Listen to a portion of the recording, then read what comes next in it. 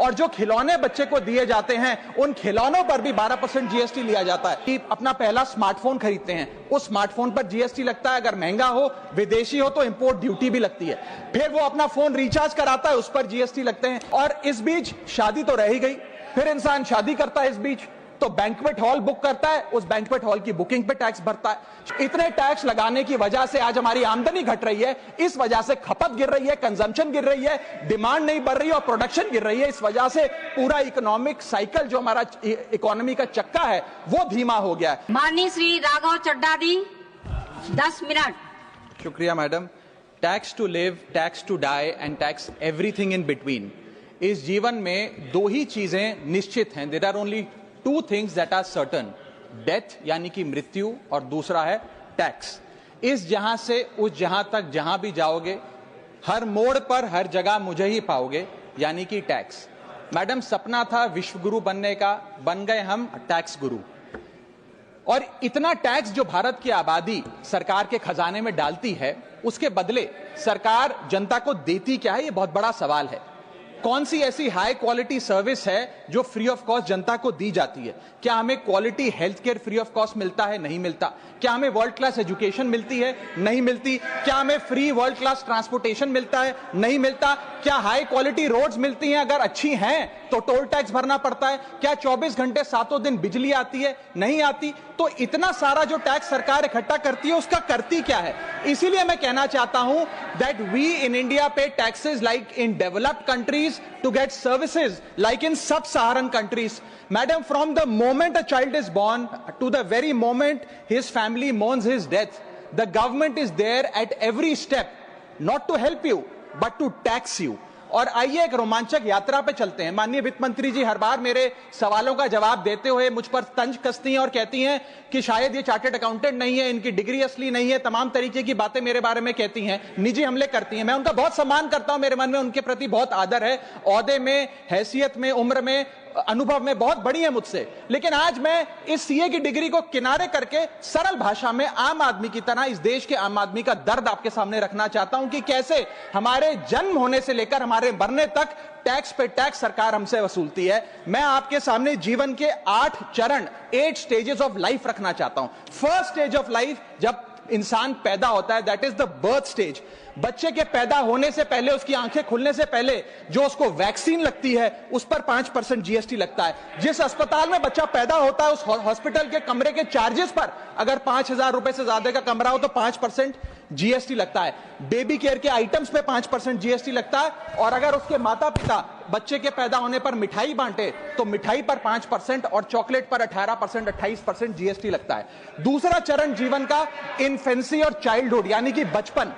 बचपन में baby food जो खरीदा जाता है उस पर 12 से 18% जीएसटी, डाइपर जो खरीदा जाता है उस पर 12% जीएसटी, बेबी स्ट्रोलर पे 5 से 12% जीएसटी, और जो खिलौने बच्चे को दिए जाते हैं उन खिलौनों पर भी 12% जीएसटी लिया जाता है। जब मुंडन होता है बच्चे का, पहला हेयर कट जिसे कहते हैं, उस हेयर कट की सर्विसेज पर भी 18% जीएसटी, और पहली बर्थडे पार्टी पर जो फोटोग्राफी होती है, फोटो खिंचवाई जाती है, उस फोटोग्राफी सर्विसेज पर भी 18% जीएसटी। यहां तक कि नामकरण की बर्थडे पार्टी जो की जाती है उस पर भी केटरिंग सर्विसेज से लेकर खान पर 18% जीएसटी सरकार वसूलती है। अब बच्चा स्कूल जाना शुरू करता है तो स्कूल जाने पर यूनिफॉर्म से लेकर जूतों, स्कूल बैग, लंच बॉक्स सब पर जीएसटी लगता है। 12% जीएसटी नोटबुक पर लगता है, 18% जीएसटी स्टेशनरी आइटम पर लगता है। और उसके बाद अगर कोई एक्स्ट्रा करिकुलर एक्टिविटी बच्चे को करनी हो, कोई म्यूजिक क्लास करनी हो या फिर कोई स्पोर्ट्स कोचिंग की क्लास वो ले, उस पर भी 18% जीएसटी देना पड़ता है। प्राइवेट ट्यूशन ले तो उस पर भी जीएसटी, और पहली साइकिल जो बच्चा खरीदता है उस पर भी 12% जीएसटी देना पड़ता है। तीसरी अवस्था जीवन की, टीनेज ईयर्स, ये वो काल होता है जो सबसे मस्त मौला टाइम होता है जीवन का, बेहतरीन बेफिक्री का। इसमें बच्चा, यंग जवान लड़का लड़की अपना पहला स्मार्टफोन खरीदते हैं, उस स्मार्टफोन पर जीएसटी लगता है, अगर महंगा हो, विदेशी हो तो इंपोर्ट ड्यूटी भी लगती है। फिर वो अपना फोन रिचार्ज कराता है, उस पर जीएसटी लगते हैं। ब्रॉडबैंड इंटरनेट का कनेक्शन लेता है, उस पर जीएसटी लगता है। नेटफ्लिक्स, स्पॉटिफाई या वीडियो गेम की सब्सक्रिप्शन लेता है, उस पर भी जीएसटी देना पड़ता है। और अगर अपने दोस्तों के साथ पिक्चर देखने बाहर जाए तो पिक्चर की टिकट पर जीएसटी, एंटरटेनमेंट टैक्स और पॉपकॉर्न पर भी जीएसटी अब लगने लग गया है। तो तमाम तरीके के सॉल्टेड कैरेमल पॉपकॉर्न पर भी सरकार आपसे जीएसटी वसूलती है।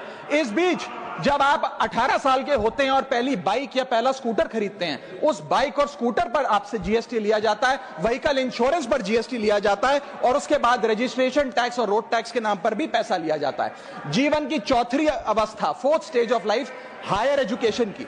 इस हायर एजुकेशन की अवस्था में आप यदि प्राइवेट कॉलेज में पढ़ रहे हैं तो प्राइवेट कॉलेज की ट्यूशन फी पर जीएसटी लगता है। हॉस्टल में रह रहे हैं या पीजी का रेंट भर रहे हैं तो उस पर जीएसटी लगता है। स्टूडेंट लोन की प्रोसेसिंग फी पर जीएसटी लगता है। किताबों से लेकर लैपटॉप तक जीएसटी लगता है। और अगर माता पिता संपन्न हैं और बच्चे को विदेश भेजते हैं पढ़ने के लिए तो फॉरेन रेमिटेंस पर टैक्स कलेक्टेड एट सोर्स सरकार लागू करती है।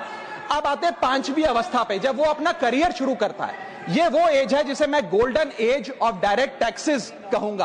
अब ये डायरेक्ट टैक्स के जंजाल में आदमी फंस जाता है इस उम्र में, जब उसकी पहली नौकरी लगती है।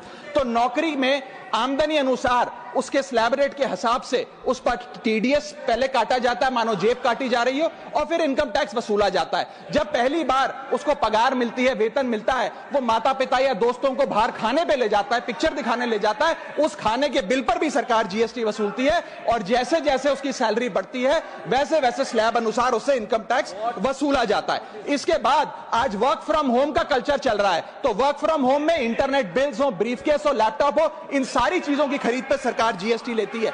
और अगर आप ये पैसा निवेश करें, इस निवेश करने पर आप कोई भी फाइनेंशियल इंस्ट्रूमेंट खरीदें तो सिक्योरिटी ट्रांजैक्शन टैक्स के नाम पर, मैडम मेरा समय जा रहा है, कोई फाइनेंशियल इंस्ट्रूमेंट खरीदे तो फाइनेंशियल इंस्ट्रूमेंट की खरीद पर सिक्योरिटी ट्रांजैक्शन टैक्स, उसकी ब्रोकरेज पर जीएसटी और फाइनेंशियल एडवाइजरी पर जीएसटी। और जब आप ये फाइनेंशियल इंस्ट्रूमेंट बेचते हैं तो उसके मुनाफे पर सरकार आपसे कैपिटल गेन टैक्स वसूलती है। यहां तक कि हेल्थ इंश्योरेंस और लाइफ इंश्योरेंस प्रीमियम्स पर भी सरकार आपसे जीएसटी लेती है। इसी सरकार के मंत्री माननीय गडकरी जी भी सरकार से यही गुजारिश कर रहे हैं कि इंश्योरेंस प्रीमियम पे कम से कम जीएसटी हटा दिया जाए।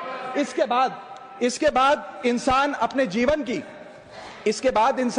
जीवन की छठी अवस्था में आता है, यानी कि मिडिल एज। इसमें उसकी आमदनी भी पीक पर होती है और उसका टैक्सेशन भी पीक पर होता है। अप्रेजल होता है, प्रमोशन होता है, बोनस मिलता है, और हाई टैक्स स्लैब के चलते वो अपनी कमाई का एक अधिकांश हिस्सा इनकम टैक्स में सरकार को जमा कराता है। इस दौर में इंसान गाड़ी खरीदता है, घर बनाता है। जब गाड़ी खरीदता है तो जीएसटी देता है, रोड टैक्स भरता है, व्हीकल इंश्योरेंस पर जीएसटी भरता है, और जब गाड़ी लेकर शोरूम से निकलता है तो पेट्रोल डीजल पर वैट, सेस और एक्साइज ड्यूटी के नाम पर पैसा भरता है। जब सड़क पर गाड़ी चलाता है तो टोल टैक्स भरता है। फिर वो अपना घर भी खरीदता है, जमीन खरीदता है। जब जमीन खरीदता है तो स्टैंप ड्यूटी फीस सरकार को देता है। जब कंस्ट्रक्शन मटेरियल खरीदता है घर बनाने के लिए तो कंस्ट्रक्शन मटेरियल पे, चाहे वो सीमेंट हो, मार्बल हो, स्टील हो, उस पर जीएसटी देता है। उसके बाद जब कंस्ट्रक्शन सर्विसेज लेता है किसी बिल्डर से, ठेकेदार से, कॉन्ट्रैक्टर से, तो उस कंस्ट्रक्शन सेवाओं पर भी जीएसटी सरकार आपसे वसूलती है। और जब घर बन जाए तो एनुअल प्रॉपर्टी टैक्स और हाउस टैक्स के नाम पे आपसे पैसा लिया जाता है। और जब आपको पैसे की आवश्यकता पड़े और आप ये घर बेच दें तो कैपिटल गेन्स पर भी सरकार आपसे उस मुनाफे पे टैक्स वसूलती है। और इस बीच शादी तो रह ही गई, फिर इंसान शादी करता है, इस बीच तो बैंक्वेट हॉल बुक करता है, उस बैंक्वेट हॉल की बुकिंग पे टैक्स भरता है। शामियाना, खाना, केटरिंग सर्विसेज लेता है, उस पर जीएसटी भरता है। ज्वेलरी खरीदता है, उस पर जीएसटी भरता है। कपड़ा, शेरवानी सिलवाता है, कुर्ता पजामा, सूट पैंट, उस पर जीएसटी भरता है। यहां तक कि वेडिंग इन्विटेशन से लेकर, ब्राइडल मेकअप से लेकर, हनीमून के ट्रैवल तक हर चीज पर सरकार आपसे जीएसटी वसूलती है। सातवीं अवस्था सरकार जीवन की, वो है रिटायरमेंट। इस फेज में इंसान चाहता है आरामदायक जीवन जिया जाए, जो जीवन में कमाया उस कमाई के सहारे उसकी इंटरेस्ट पर, पेंशन पर जिया जाए। लेकिन इस अवस्था में भी सरकार पेंशन और इंटरेस्ट इनकम पे आपसे टैक्स लेती है। बूढ़ा हो जाता है, दवाई इलाज की जरूरत पड़ती है तो हेल्थ केयर बिल पर, दवाइयों पर आपसे जीएसटी लिया जाता है। लाइफ इंश्योरेंस और हेल्थ इंश्योरेंस प्रीमियम पर तो जीएसटी लेती है। और इस दौर में वो अपनी वसीयत लिखता है, फैमिली विल। उस फैमिली विल पर जो लीगल फीस देता है, उस लीगल फीस पर भी उसे जीएसटी देना पड़ता है और स्टैंप ड्यूटी देनी पड़ती है। और आठवीं जीवन की अवस्था, यानी कि जीवन की समाप्ति, जब उसका स्वर्गवास हो जाता है, उसके जीवन का अंत हो जाता है, यहां भी सरकारें उसका साथ नहीं छोड़ती। यहां पर भी सरकारें उस पर टैक्स लगाती हैं। जब कोई इंसान मरता है तो उसके अंतिम संस्कार में देसी घी, चंदन वुड, नारियल इत्र जैसा सामान इस्तेमाल होता है, उस पर भी जीएसटी लगता है। और जब उसके मरने के उपरांत अखबार में ऑबिचुरी की इश्तेहार छपाया जाता है, उस पब्लिकेशन ऑफ ऑबिचुरी न्यूज़पेपर पर भी 5% सरकार जीएसटी लेती है। और मरने के बाद जब प्रॉपर्टी उसके बच्चों को या परिवार वालों को दी जाती है, उस म्यूटेशन पर भी सरकार आपसे ड्यूटी सेस लेती है।